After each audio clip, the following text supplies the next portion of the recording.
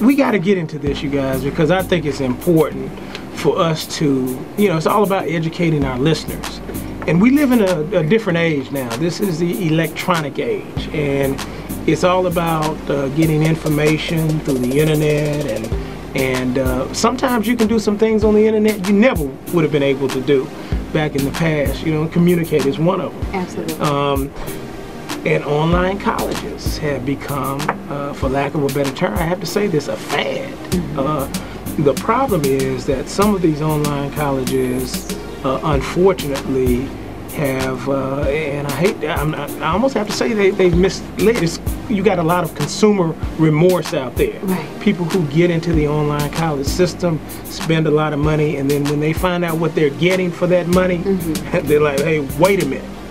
And what has happened is Congress has now gotten involved. They just completed a study concerning online courses. So I wanted to do this segment. We wanted to do this segment because it's important now. If you're out there, you're a listener, you're trying to look at your educational options or priorities, and you're saying, hey, look, community college, traditional college, online college, which way should I go? Alex, we wanted to talk a little bit tonight about the online piece and get that out there. And they're expensive. Yeah. And I think that the federal government is probably talking about it because they give money. Yeah. Especially they give financial aid money. Right. They give, for graduate school, they give money for that, and it's all loan money. So, why not? And sometimes I think it's like not a sawmill, what do you call it?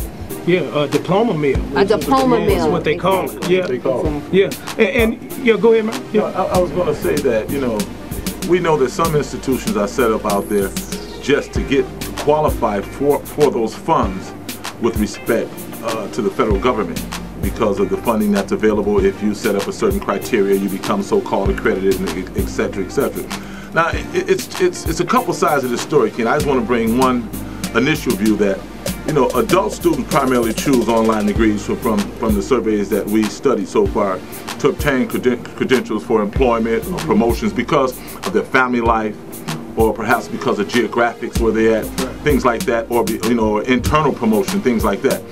In that case, it has worked somewhat well for those.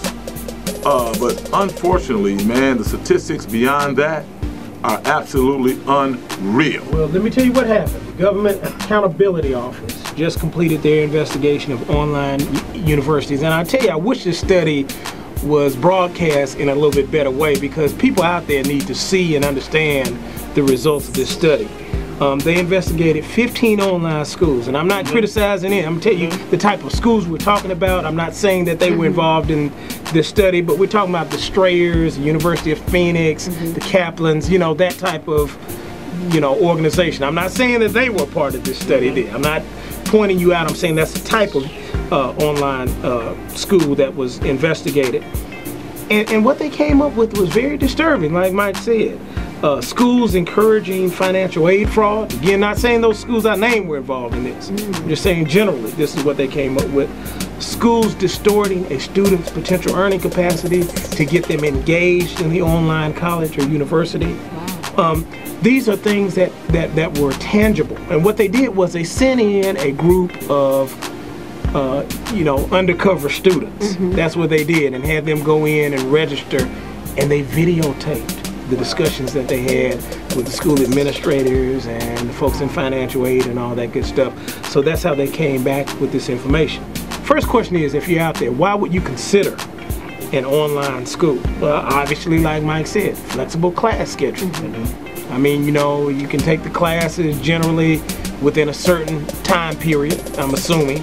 And so that gives you an opportunity to take it early in the day, late in the day, whenever your schedule allows. Well, let me tell you why I considered it. I considered it because I wanted an MBA. I mean, and it's just that simple. And I know that when I went through the non-traditional way, that the curriculum was not as rigorous as it would have been at a Carolina, or as it would have been at a more traditional setting. Yeah, and let's talk about some of the additional motivation. Go ahead, Mike. But I just want to say something. She said something that was very interesting just then, and that during that study, one of the suggestions came out that the minority students may also select online learning after experiencing racially discriminatory treatment in the traditional classroom. Okay. So that is key. That's something So what we got is a flexible time schedule. You may have some discrimination issues that you've experienced. Well, I actually went into the classroom though. Yeah. So I mean, so it's dual classroom and online. Yeah. It just wasn't. Yeah. The curriculum isn't as challenging. Yeah, we'll talk about the hybrid curriculums as well. But another thing is, another incentive is that you can obtain your degree in less time. That's always a red flag to me. Yeah. Is that when you can say you can get something a little bit quicker, you better go in the other direction. But that's one of the things.